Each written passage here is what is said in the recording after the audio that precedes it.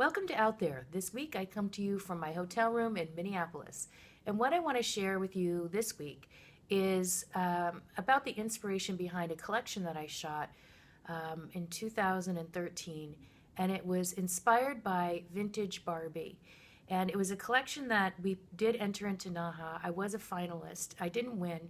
That's okay because it's one of my favorite collections that I've ever done. So let's take a look.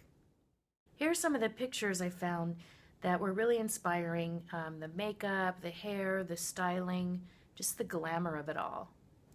Next was the creative meeting with the photographer, who is Nico IIiev, the makeup artist, who is James Vincent, and the fashion stylist, Colleen McCann. And we met and just kind of threw some ideas around and came up with this sort of modern hit on a vintage Barbie. And it involved having backgrounds that were pastel, sort of reminiscent of 1950s and 60s beauty ads, a lot of which were illustrated. And then the clothing was all 50s and 60s inspired, but with a modern shape. And and we only used one model for all 5 looks, so you'll see how she's really transformed into different things. So here's vintage Barbie. Notice the ponytail and the curly fringe. Here's our interpretation of that. Much more like a doll out of the box that sort of fell apart. And then here we have our makeup inspiration of the blue. And we took the blue and created a look like this that we translated more into the background, the bathing suit, and the hair.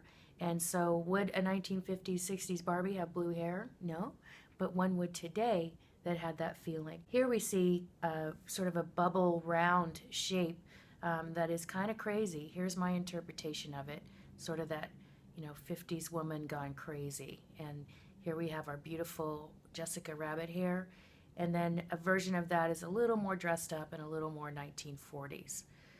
So here's the collection, all in one, and I hope you enjoyed.